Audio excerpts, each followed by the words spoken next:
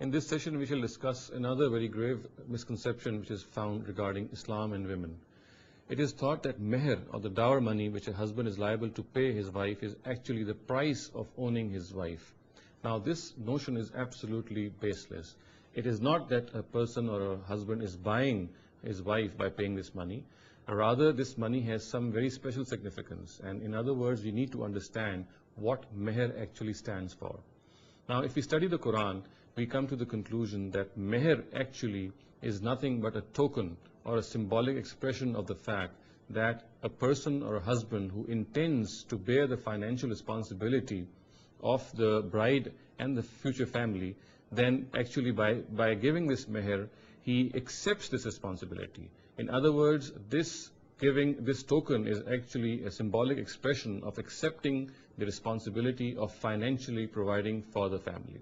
So therefore, it must not be confused with the fact that when a person is giving Mahr, he is actually trying to buy a commodity out of it. It is absolutely erroneous to believe that.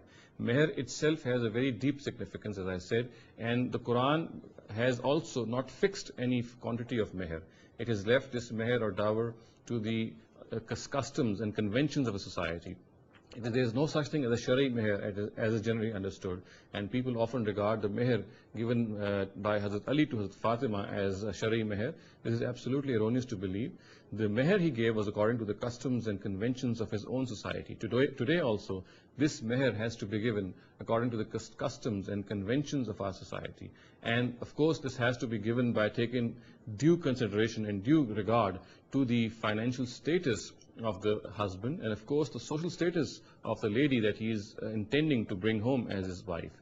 So much so, and so important is this giving of Mahr that the Quran has even asked men who want to take care of the orphans and thereby they want to marry their mothers, even to give them their Mahr, even to support orphans is of course is a very noble cause. But the Quran says even for this noble cause, men should not desist from paying Mahr. They must pay the mothers of these orphans their Mahr, unless of course these wives or these ladies they intend to bring home, they forgive them or they give them a let-off in part of that Mahr. So it is absolutely essential to realize that Mahr is not the price of owning a wife. It has a deep philosophical significance. It is basically a symbolic expression, a token of the fact that a man wants to bear the financial responsibility of the family that he is about to form. أقول قولي هذا واستغفر الله لي ولكم ولسائر المسلمين والمسلمات.